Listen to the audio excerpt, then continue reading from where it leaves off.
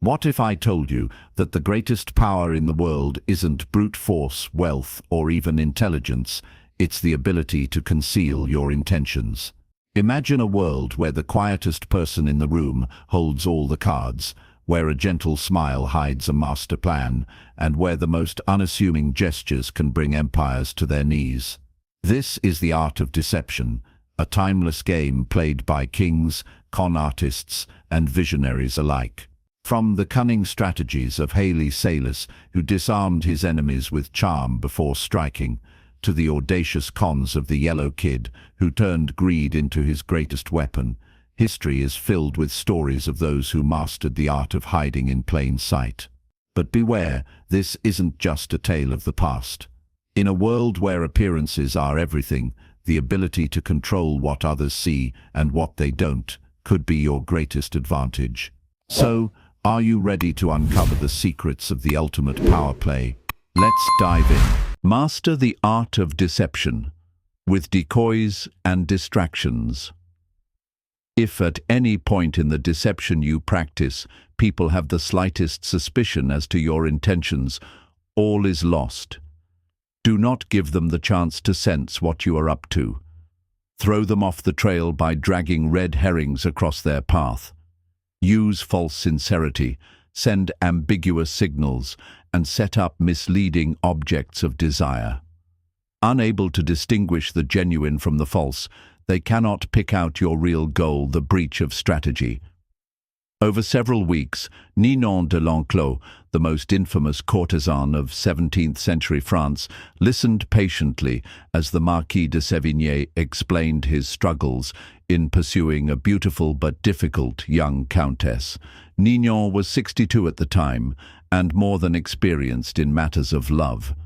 The Marquis was a lad of 22, handsome, dashing, but hopelessly inexperienced in romance.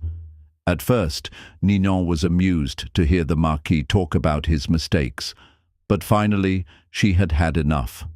Unable to bear ineptitude in any realm, least of all in seducing a woman, she decided to take the young man under her wing. First, he had to understand that this was war, and that the beautiful countess was a citadel to which he had to lay siege as carefully as any general. Every step had to be planned and executed with the utmost attention to detail and nuance. Instructing the Marquis to start over, Ninon told him to approach the Countess with a bit of distance, an air of nonchalance. The next time the two were alone together, she said, he would confide in the Countess as would a friend, but not as a potential lover. This was to throw her off the scent. The Countess was no longer to take his interest in her for granted. Perhaps he was only interested in friendship. Ninon planned ahead. Once the Countess was confused, it would be time to make her jealous. At the next encounter, at a major fête in Paris, the Marquis would show up with a beautiful young woman at his side.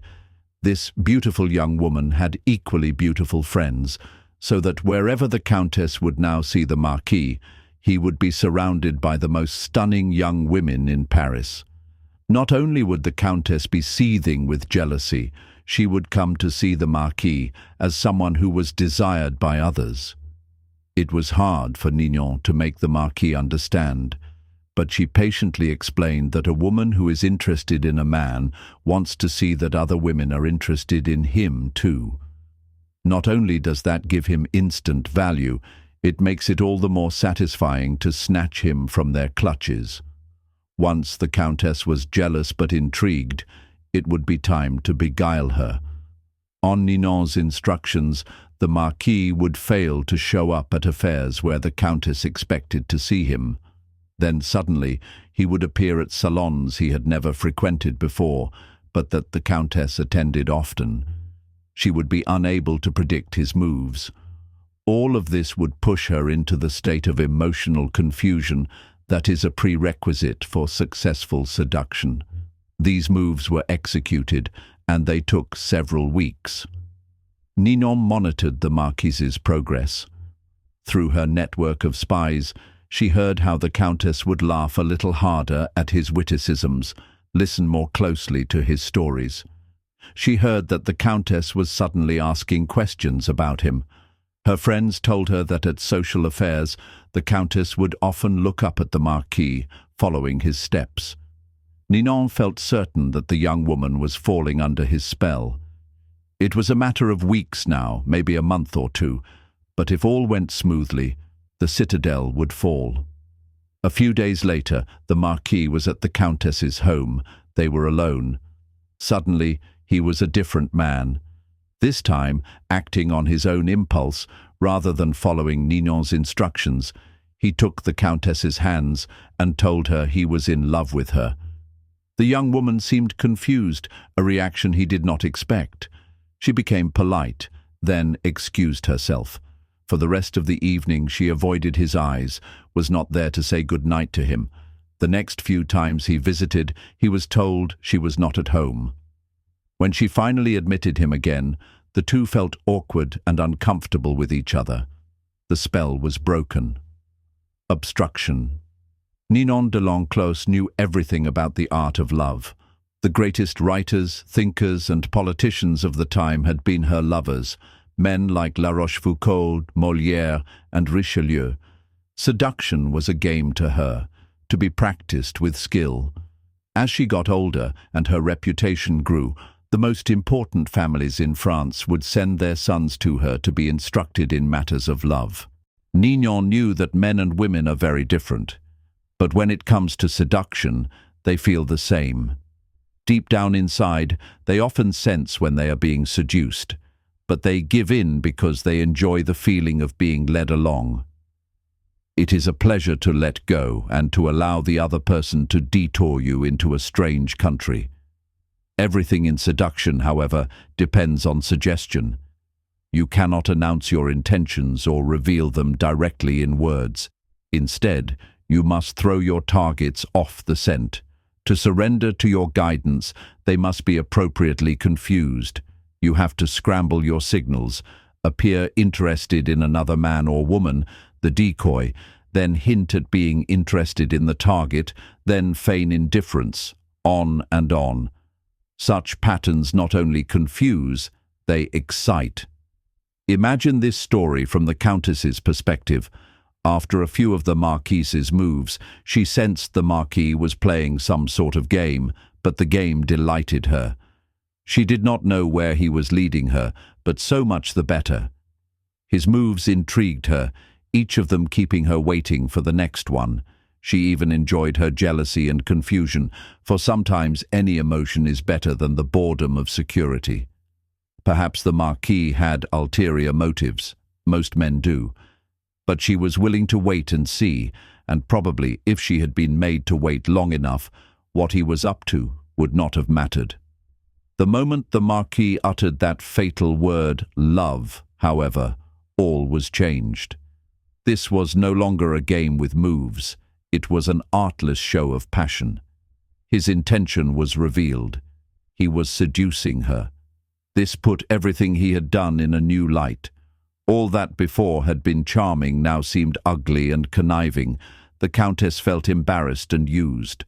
A door closed that would never open again. Do not be held a cheat, even though it is impossible to live today without being one. Let your greatest cunning lie in covering up what looks like cunning. Adherence. In 1850, the young Otto von Bismarck, then a 35-year-old deputy in the Prussian parliament, was at a turning point in his career. The issues of the day were the unification of the many states, including Prussia, into which Germany was then divided, and a war against Austria, the powerful neighbor to the south that hoped to keep the Germans weak and at odds, even threatening to intervene if they tried to unite. Prince William, next in line to be Prussia's king, was in favor of going to war, and the Parliament rallied to the cause, prepared to back any mobilization of troops. The only ones to oppose war were the present king, Frederick William IV, and his ministers, who preferred to appease the powerful Austrians. Throughout his career, Bismarck had been a loyal, even passionate supporter of Prussian might and power. He dreamed of German unification, of going to war against Austria and humiliating the country that for so long had kept Germany divided. A former soldier, he saw warfare as a glorious business. This, after all, was the man who years later would say, "The great questions of the time will be decided, not by speeches and resolutions, but by iron and blood." Passionate patriot and lover of military glory, Bismarck nevertheless gave a speech in Parliament at the height of the war fever that astonished all who heard it. "Woe unto the statesman," he said, "who makes war without a reason that will still be valid when the war is over. After the war you will all look differently at these questions. Will you then have the courage to turn to the peasant contemplating the ashes of his farm, to the man who has been crippled, to the father who has lost his children?" Not only did Bismarck go on to talk of the madness of this war, but strangest of all, he praised Austria and defended her actions. This went against everything he had stood for. The consequences were immediate. Bismarck was against the war. What could this possibly mean? Other deputies were confused, and several of them changed their votes. Eventually, the king and his ministers won out, and war was averted. A few weeks after Bismarck's infamous speech, the king, grateful that he had spoken for peace, made him a cabinet minister. A few years later, he became the Prussian premier. In this role, he eventually led his country and a peace-loving king into a war against Austria, crushing the former empire and establishing a German state, with Prussia at its head. Obstruction. At the time of his speech in 1850, Bismarck made several calculations. First, he sensed that the Prussian military, which had not kept pace with other European armies, was unready for war. That Austria, in fact, might very well win, a disastrous result for the future. Second, if the war were lost and Bismarck had supported it, his career would be gravely jeopardized. The king and his conservative ministers wanted peace. Bismarck wanted power. The answer was to throw people off the scent by supporting a cause he detested, saying things he would laugh at if said by another.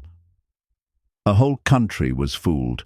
It was because of Bismarck's speech that the king made him a minister, a position from which he quickly rose to be prime minister, attaining the power to strengthen the Prussian military and accomplish what he had wanted all along: the humiliation of Austria and the unification of Germany under Prussia's leadership. Bismarck was certainly one of the cleverest statesmen who ever lived, a master of strategy and deception. No one suspected what he was up to in this case. Had he announced his real intentions, arguing that it was better to wait now and fight later, he would not have won the argument, since most Prussians wanted war at that moment and mistakenly believed that their army was superior to the Austrians. Had he played up to the king, asking to be made a minister in exchange for supporting peace, he would not have succeeded either. The king would have distrusted his ambition and doubted his sincerity. By being completely insincere and sending misleading signals, however, he deceived everyone, concealed his purpose, and attained everything he wanted. Such is the power of hiding your intentions, strategic thinking. Most people are open books. They say what they feel, blurt out their opinions at every opportunity, and constantly reveal their plans and intentions. They do this for several reasons. First, it is easy and natural to always want to talk about one's feelings and plans for the future. It takes effort to control your tongue and monitor what you reveal. Second, many believe that by being honest and open, they are winning people's hearts and showing their good nature. They are greatly deluded. Honesty is actually a blunt instrument, which bloodies more than it cuts. Your honesty is likely to offend people. It is much more prudent to tailor your words, telling people what they want to hear, rather than the coarse and ugly truth of what you feel or think. More importantly, by being unabashedly open, you make yourself so predictable and familiar that it is almost impossible to respect or fear you, and power will not accrue to a person who cannot inspire such emotions. If you yearn for power, quickly lay honesty aside and train yourself in the art of concealing your intentions. Master the art, and you will always have the upper hand. Basic to an ability to conceal one's intentions is a simple truth about human nature. Our first instinct is to always trust appearances. We cannot go around doubting the reality of what we see and hear. Constantly imagining that appearances conceal something else would exhaust and terrify us. This fact makes it relatively easy to conceal one's intentions. Simply dangle an object you seem to desire, a goal you seem to aim for, in front of people's eyes, and they will take the appearance for reality. Once their eyes focus on the decoy, they will fail to notice what you are really up to. In seduction, set up conflicting signals such as desire and indifference, and you not only throw them off the scent, you inflame their desire to possess you. A tactic that is often effective in setting up a red herring is to appear to support an idea or cause that is actually contrary to your own sentiments. Bismarck used this to great effect in his speech in 1850. Most people will believe you have experienced a change of heart, since it is so unusual to play so lightly with something as emotional as one's opinions and values. The same applies for any decoyed object of desire. Seem to want something in which you are actually not at all interested, and your enemies will be thrown off the scent, making all kinds of errors in their calculations. During the War of the Spanish Succession in 1711, the Duke of Marlborough, head of the English army, wanted to destroy a key French fort because it protected a vital thoroughfare into France. Yet he knew that if he destroyed it, the French would realize what he wanted: to advance down that road. Instead, then, he merely captured the fort and garrisoned it with some of his troops, making it appear as if he wanted it for some purpose of his own. The French attacked the fort, and the Duke let them recapture it. Once they had it back, though, they destroyed it, figuring that the Duke had wanted it for some important reason. Now that the fort was gone, the road was unprotected, and Marlborough could easily march into France. Use this tactic in the following manner. Hide your intentions not by closing up, with the risk of appearing secretive and making people suspicious, but by talking endlessly about your desires and goals, just not your real ones. You will kill 3 birds with 1 stone. You appear friendly, open, and trusting. You conceal your intentions, and you send your rivals on time-consuming wild goose chases. Another powerful tool in throwing people off the scent is false sincerity. People easily mistake sincerity for honesty. Remember, their first instinct is to trust appearances, and since they value honesty and want to believe in the honesty of those around them, they will rarely doubt you or see through your act. Seeming to believe what you say gives your words great weight. This is how Iago deceived and destroyed Othello. Given the depth of his emotions, the apparent sincerity of his concerns about Desdemona's supposed infidelity, how could Othello distrust him? This is also how the great con artist Yellow Kid Weil pulled the wool over suckers' eyes. Seeming to believe so deeply in the decoyed object he was dangling in front of them, a phony stock, a touted racehorse, he made its reality hard to doubt. It is important, of course, not to go too far in this area. Sincerity is a tricky tool. Appear overpassionate, and you raise suspicions. Be measured and believable, or your ruse will seem the put-on that it is. To make your false sincerity an effective weapon in concealing your intentions, espouse a belief in honesty and forthrightness as important social values. Do this as publicly as possible. Emphasize your position on this subject by occasionally divulging some heartfelt thought. though only one that is actually meaningless or irrelevant, of course. Napoleon's minister Talleyrand was a master at taking people into his confidence by revealing some apparent secret. This feigned confidence, a decoy, would then elicit a real confidence on the other person's part. Remember, the best deceivers do everything they can to cloak their roguish qualities. They cultivate an air of honesty in one area to disguise their dishonesty in others. Honesty is merely another decoy in their arsenal of weapons, using smoke to conceal your action. Deception is always the best strategy, but the best deceptions require a screen of smoke to distract people's attention from your real purpose. The bland exterior, like the unreadable poker face, is often the perfect smoke screen, hiding your intentions behind the comfortable and familiar.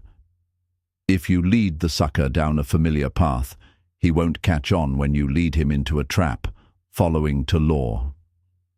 In 1910, a Mr. Sam Giesel of Chicago sold his warehouse business for close to $1 million.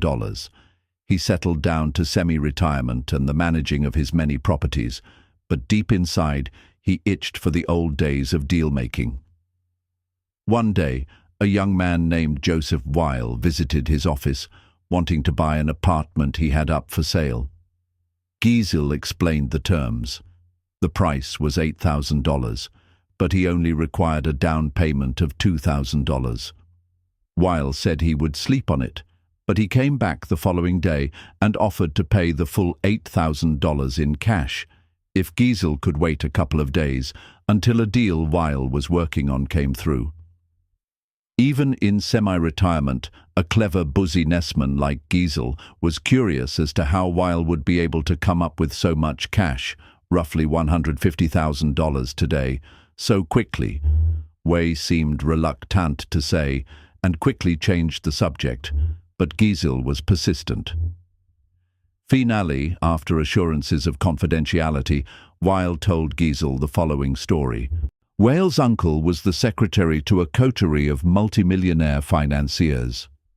These wealthy gentlemen had purchased a hunting lodge in Michigan 10 years ago at a cheap price. They had not used the lodge for a few years, so they had decided to sell it and had asked Weil's uncle to get whatever he could for it. For good reasons of his own, the uncle had been nursing a grudge against the millionaires for years. This was his chance to get back at them. He would sell the property for $35,000 to a setup man whom it was Weil's job to find. The financiers were too wealthy to worry about this low price. The setup man would then turn around and sell the property again for its real price, around $155,000. The uncle, Weil, and the third man would split the profits from this second sale. It was all legal, and for a good cause, the uncle's just retribution. Giesel had heard enough. He wanted to be the set-up buyer. Weil was reluctant to involve him, but Giesel would not back Dovms. The idea of a large profit, plus a little adventure, had him champing at the bit. Weil explained that Giesel would have to put up the $35,000 in cash to bring the deal off. Giesel, a millionaire, said he could get the money with a snap of his fingers. Weil finally relented and agreed to arrange a meeting between the uncle, Giesel, and the financiers in the town of Galesburg, Illinois. On the train ride to Galesburg, Giesel met the uncle, an impressive man, with whom he avidly discussed business. Weil also brought along a companion, a somewhat pawndy man named George Gross. Weil explained to Giesel that he himself was a boxing trainer, that Gross was one of the promising Pete's fighters he trained, and that he had asked Gross to come along to make sure the fighter stayed in shape. For a promising fighter, Gross was unimpressive looking. He had grey hair and a beer belly, but Giesel was so excited about the deal that he didn't really think about the man's flabby appearance. Once in Galesburg, Weil and his uncle went to fetch the financiers while Giesel waited in a hotel room with Gross, who promptly put in his boxing trunks. As Giesel half-watched, Gross began to shadow box. Distracted as he was, Giesel ignored how badly the boxer wheezed after a few minutes of exercise, although his style seemed real enough. An hour later, Weil and his uncle reappeared with the financiers, an impressive, intimidating gym-up of men, all wearing fancy suits. The meeting went well, and the financiers agreed to sell the lodge to Giesel, who had already had the $35,000 wired to a local bank. This minor business now settled, the financiers sat back in their chairs and began to banter about high finance, throwing out the name F.P. Morgan as if they knew the man. Finally, one of them noticed the boxer in the corner of the room. Weil explained what he was doing there. The financier countered that he too had a boxer in his entourage, whom he named. Weil laughed brazenly and exclaimed that his man could easily knock out their man. Conversation escalated into argument. In the heat of passion, Weil challenged the men to a bet. The financiers eagerly agreed and left to get their man ready for a fight the next day. As soon as they had left, the uncle yelled at Weil, right in front of Giesel. They did not have enough money to bet with, and once the financiers discovered this, the uncle would be fired. Will apologized for getting him in this mess, but he had a plan. He knew the other boxer well, and with a little bribe they could fix the fight. But where would the money come from for the bet? The uncle replied. Without it, they were as good as dead. Finally, Giesel had heard enough. Unwilling to jeopardize his deal with any ill will, he offered his own $35,000 cash for part of the bet. Even if he lost that, he would wire for more money and still make a profit on the sale of the lodge. The uncle and nephew thanked him. With their own $15,000 and Giesel's $35,000, they would manage to have enough for the bet. That evening, as Giesel watched the two boxers rehearse the fix in the hotel room, his mind reeled at the killing he was going to make from both the boxing match and the sale of the lodge.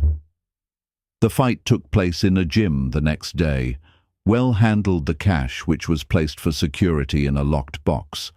Everything was pro-sidingus planned in the hotel room. The financiers were looking glum at how badly their fighter was doing, and Giesel was dreaming about the easy money he was about to make. Then, suddenly, a wild swing by the La Naiwancier's fighter hit Gross hard in the face, knocking him down. When he hit the canvas, blood spurted from his mouth. He coughed, then lay still. One of the financiers, a former doctor, checked his pulse. He was dead. The millionaires panicked. Everyone had to get out before the police arrived. They could all be charged with murder. Terrified, Giesel hightailed it out of the gym and back to Chicago, leaving behind his $35,000, which he was only too glad to forget, for it seemed a small price to pay to avoid being implicated in a crime. He never wanted to see Weil or any of the others again. After Giesel scurried out, Gross stood up under his own steam. The blood that had spurted from his mouth came from a bowl filled with chicken blood and hot water that he had hidden in his cheek. The whole affair had been masterminded by Weil, better known as the Yellow Kid, one of the most creative con artists in history. Weil split the $35,000 with the financiers and the boxers, nice little profit for a few days' work. Obstruction, the Yellow Kid's smokescreen. The Yellow Kid had staked out Giesel as the perfect sucker long before he set up the con. He knew the boxing match scam would be the perfect ruse to separate Giesel from his money quickly and definitively. But he also knew that if he had begun by trying to interest Giesel in the boxing match, he would have failed miserably. He had to conceal his intentions and switch attention, creating a smokescreen, in this case the sale of the lodge. On the train ride and in the hotel room, Giesel's mind had been completely occupied with the pending deal, the easy money, the chance to hobnob with wealthy men. He had failed to notice that Gross was out of shape and middle-aged at best. Such is the distracting power of a smokescreen. Engrossed in the business deal, Giesel's attention was easily diverted to the boxing match, but only at a point when it was already too late for him to notice the details that would have given Gross away. The match, after all, now depended on a bribe rather than on the boxer's physical condition, and Giesel was so distracted at the end by the illusion of the boxer's death that he completely forgot about his money. Learn from the Yellow Kid. The familiar, inconspicuous front is the perfect smokescreen. Approach your mark with an idea that seems ordinary enough, a business deal, financial intrigue. The sucker's mind is distracted, his suspicions allayed. That is when you gently guide him onto the second path, the slippery slope down which he slides helplessly into your trap. Compliance with the law. In the mid-1920s, the powerful warlords of Ethiopia were coming to the realization that a young man of the nobility named Haile Selassie, also known as Ras Tafari, was outcompeting them all and nearing the point where he could proclaim himself their leader, unifying the country for the first time in decades. Most of his rivals could not understand how this wispy, quiet, mild-mannered man had been able to take control. Yet in 1927, Selassie was able to summon the warlords, one at a time, to come to Addis Ababa to declare their loyalty and recognize him as leader. Some hurried, some hesitated, but only one, Dejazmach Balcha of Sidamo, dared defy Selassie totally. A blustery man, Balcha was a great warrior, and he considered the new leader weak and unworthy. He pointedly stayed away from the capital. Finally, Selassie, in his gentle but stern way, commanded Balcha to come. The warlord decided to obey, but in doing so he would turn the tables on this pretender to the Ethiopian throne. He would come to Addis Ababa at his own speed and with an army of 10,000 men, a force large enough to defend himself, perhaps even start a civil war. Stationing this formidable force in a valley 3 miles from the capital, he waited, as a king would. Selassie would have to come to him. Selassie did indeed send emissaries, asking Balcha to attend an afternoon banquet in his honor. But Balcha, no fool, knew history. He knew that previous kings and lords of Ethiopia had used banquets as a trap. Once he was there and full of drink, Selassie would have him arrested or murdered. To signal his understanding of the situation, he agreed to come to the banquet, but only if he could bring his personal bodyguard, 500 of his best soldiers, all armed and ready to defend him and themselves. To Balcha's surprise, Selassie answered with the utmost politeness that he would be honored to play host to such warriors.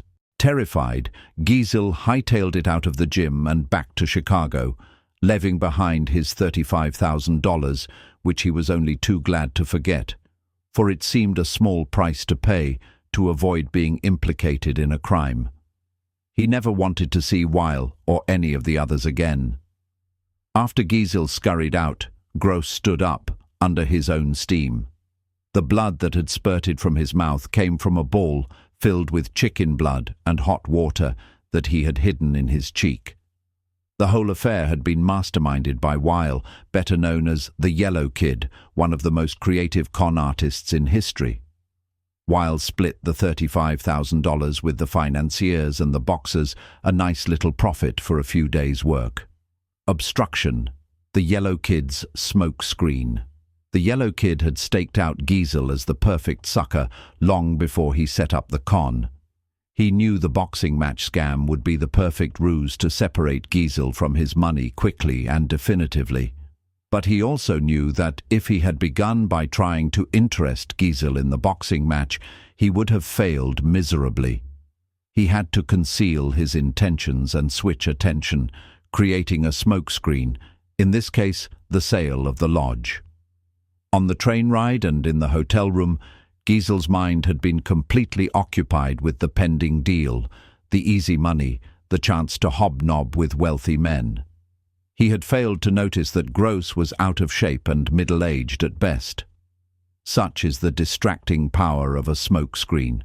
Engrossed in the business deal, Giesel's attention was easily diverted to the boxing match, but only at a point when it was already too late for him to notice the details that would have given Gross away. The match, after all, now depended on a bribe rather than on the boxer's physical condition, and Giesel was so distracted at the end by the illusion of the boxer's death that he completely forgot about his money. Learn from the Yellow Kid. The familiar, inconspicuous front is the perfect smokescreen. Approach your mark with an idea that seems ordinary enough, a business deal, financial intrigue. The sucker's mind is distracted, his suspicions allayed. That is when you gently guide him onto the second path, the slippery slope down which he slides helplessly into your trap. Compliance with the law. In the mid-1920s, the powerful warlords of Ethiopia were coming to the realization that a young man of the nobility named Haile Selassie, also known as Ras Tafari, was outcompeting them all and nearing the point where he could proclaim himself their leader, unifying the country for the first time in decades. Most of his rivals could not understand how this wispy, quiet, mild-mannered man had been able to take control.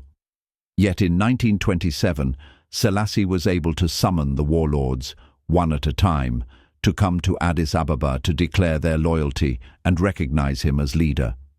Some hurried, some hesitated, but only one, Dejazmach Balcha of Sidamo, dared defy Selassie totally.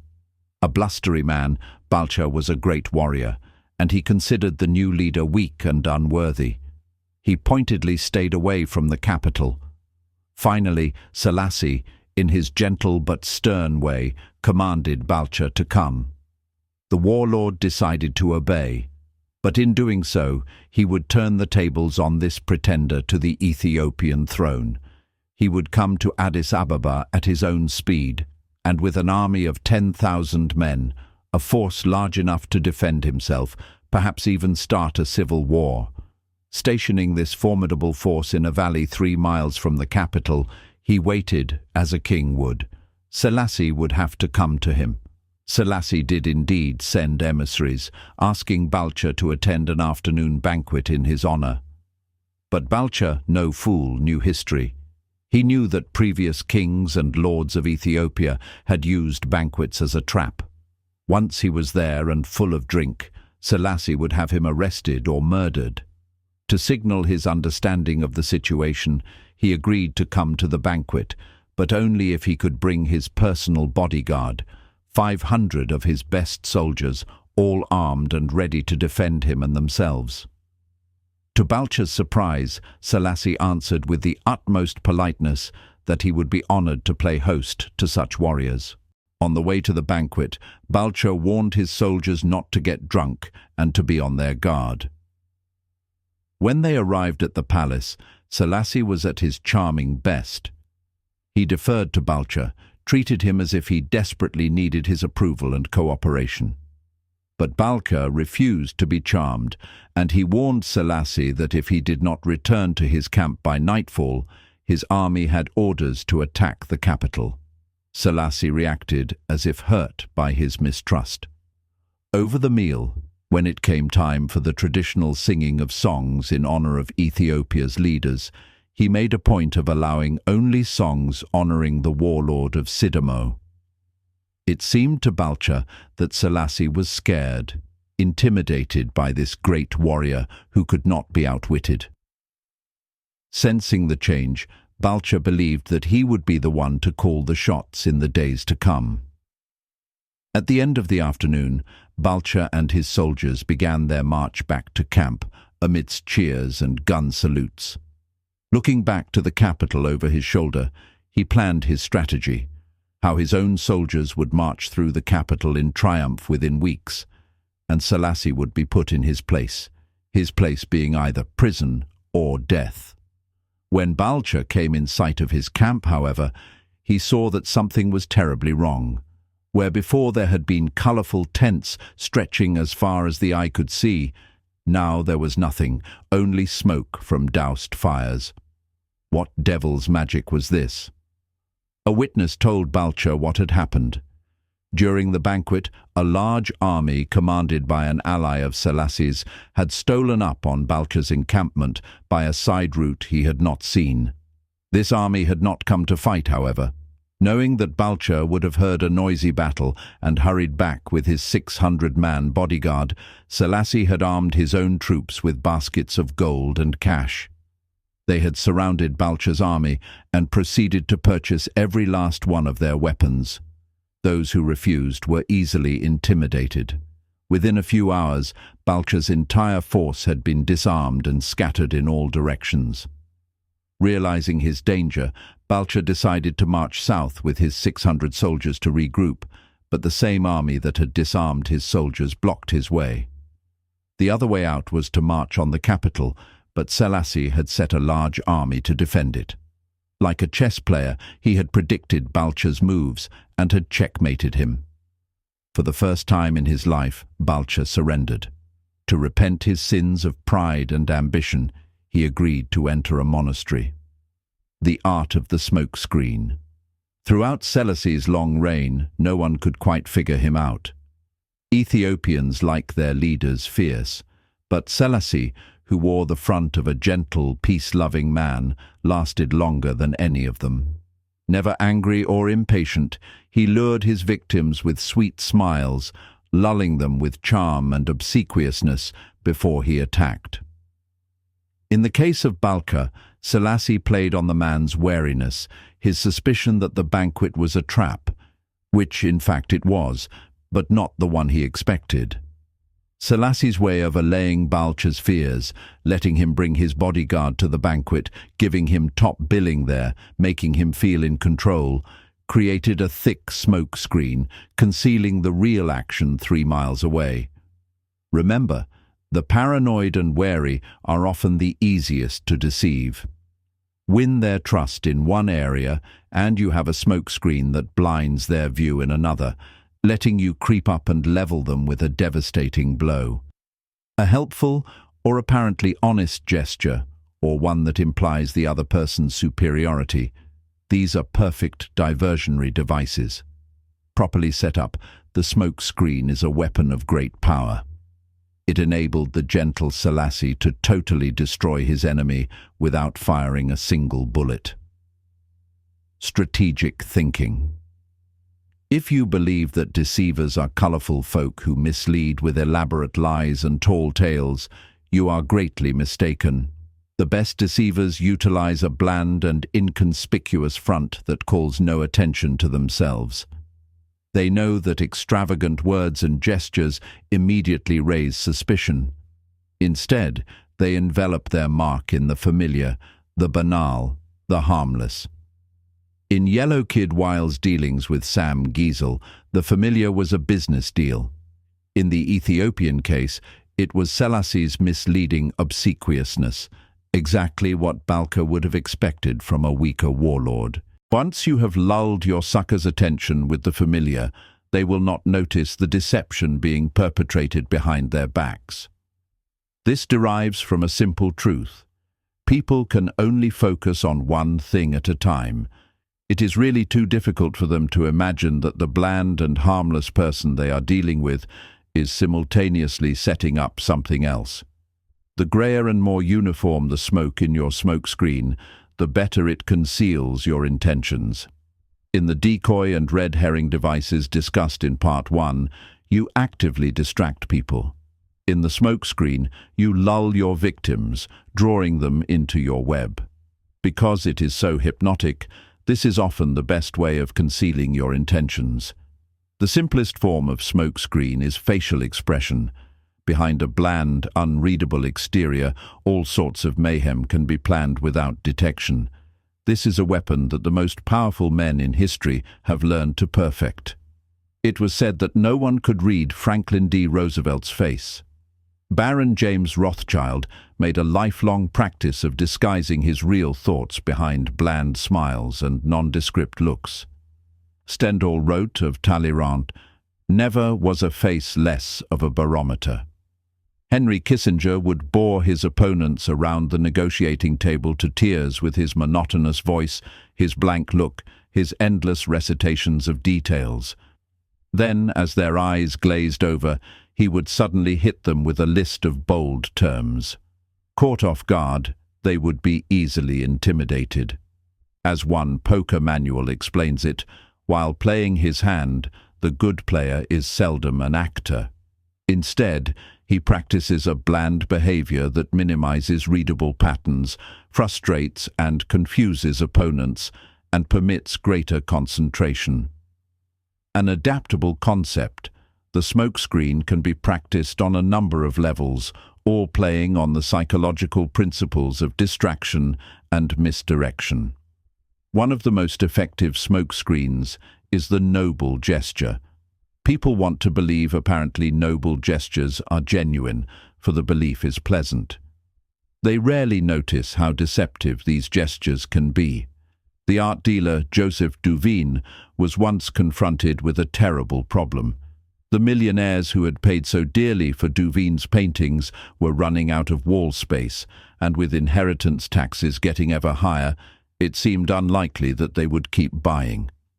The solution was the National Gallery of Art in Washington, D.C., which Duveen helped create in 1937 by getting Andrew Mellon to donate his collection to it.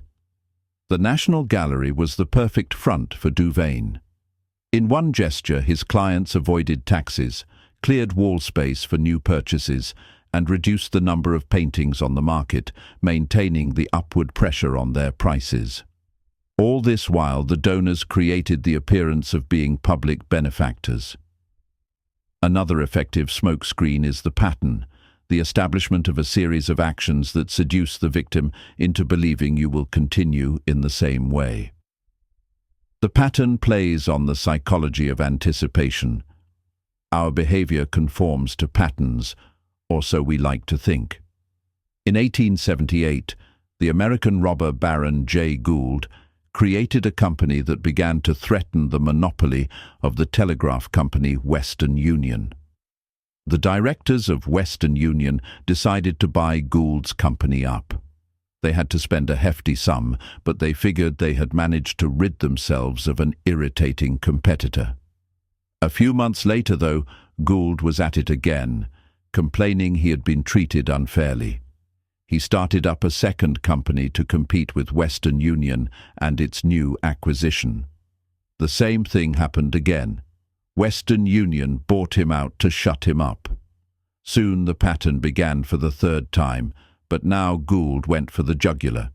He suddenly staged a bloody takeover struggle and managed to gain complete control of Western Union. He had established a pattern that had tricked the company's directors into thinking his goal was to be bought out at a handsome rate. Once they paid him off, they relaxed and failed to notice that he was actually playing for higher stakes. The pattern is powerful in that it deceives the other person into expecting the opposite of what you are really doing. Another psychological weakness on which to construct a smokescreen is the tendency to mistake appearances for reality, the feeling that if someone seems to belong to your group, their belonging must be real. This habit makes the seamless blend a very effective front. The trick is simple. You simply blend in with those around you. The better you blend, the less suspicious you become. During the Cold War of the 1950s and 60s, as is now notorious, a slew of British civil servants passed secrets to the Soviets. They went undetected for years because they were apparently decent chaps, had gone to all the right schools, and fit the old boy network perfectly. Blending in is the perfect smokescreen for spying. The better you do it, the better you can conceal your intentions. Remember, it takes patience and humility to dull your brilliant colors, to put on the mask of the inconspicuous. Do not despair at having to wear such a bland mask. It is often your unreadability that draws people to you and makes you appear a person of power. Power. Have you ever heard of a skillful general who intends to surprise a citadel, announcing his plan to his enemy? Conceal your purpose and hide your progress. Do not disclose the extent of your designs until they cannot be opposed, until the combat is over. Win the victory before you declare the war. In a word, imitate those who walk like people whose designs are not known except by the ravaged country through which they have passed. Ninon de l'Enclos, 1623 to 1706. Inversion, no smokescreen, red herring, false sincerity, or any other diversionary device will succeed in concealing your intentions if you already have an established reputation for deception. And as you get older and achieve success, it often becomes increasingly difficult to disguise your cunning. Everyone knows you practice deception. Persist in playing naive, and you run the risk of seeming the rankest hypocrite, which will severely limit your room to maneuver. In such cases, it is better to own up, to appear the honest rogue, or better, the repentant rogue. Not only will you be admired for your frankness, but most wonderful and strange of all, you will be able to continue your stratagems. As P.T. Barnum, the 19th century king of humbuggery, grew older, he learned to embrace his reputation as a grand deceiver. At one point, he organized a buffalo hunt in New Jersey, complete with Indians and a few imported buffalo. He publicized the hunt as genuine, but it came off as so completely fake that the crowd, instead of getting angry and asking for their money back, was greatly amused. They knew Barnum pulled tricks all the time. That was the secret of his success, and they loved him for it. Learning a lesson from this affair, Barnum stopped concealing all of his devices, even revealing his deceptions in a tell-all autobiography. As Kierkegaard wrote, "The world wants to be deceived." Finally, although it is wiser to divert attention from your purposes by presenting a bland, familiar exterior, there are times when the colorful, conspicuous gesture is the right diversionary tactic. The great charlatan mountebanks of 17th and 18th century Europe used humor and entertainment to deceive their audiences. Dazzled by a great show, the public would not notice the charlatan's real intentions. Thus, the star charlatan himself would appear in town in a night black coach drawn by black horses. Clowns, tightrope walkers, and star entertainers would accompany him, pulling people into his demonstrations of elixirs and quack potions. The charlatan made entertainment seem like the business of the day. The business of the day was actually the sale of the elixirs and quack potions. Spectacle and entertainment clearly are excellent devices to conceal your intentions, but they cannot be used indefinitely. The public grows tired and suspicious, and eventually catches on to the trick. And indeed, the charlatans had to move quickly from town to town before word spread that the potions were useless and the entertainment a trick. Powerful people with bland exteriors, the Talleyrans, the Rothschilds, the Selassies, can practice their deceptions in the same place throughout their lifetimes. Their act never wears thin and rarely causes suspicion. The colorful smokescreen should be used cautiously, then and only when the occasion is right. In a world where everyone is shouting to be heard, sometimes the quietest voice holds the most power. From the gentle smile of Haile Selassie to the unassuming charm of the Yellow Kid, history teaches us that true mastery lies not in what you reveal, but in what you conceal. Deception, when wielded with precision, isn't just a tool, it's an art form. It's the ability to control the narrative, to shape perceptions, and to turn the tides of power without ever raising your voice. But remember, the greatest deception isn't about fooling others, it's about understanding the game itself. So, as you step back into the world, ask yourself, what do you want others to see? And more importantly, what do you want them to miss? The power to shape your destiny lies not in your hands, but in your ability to master the unseen. The game is yours to play. How will you move next? If you enjoyed diving into the secrets of power, strategy, and deception, don't forget to hit that subscribe button and ring the notification bell on my YouTube channel. Every week, we uncover more hidden truths, untold stories, and timeless strategies to help you stay one step ahead. Join the community and let's master the art of the unseen together. See you in the next video.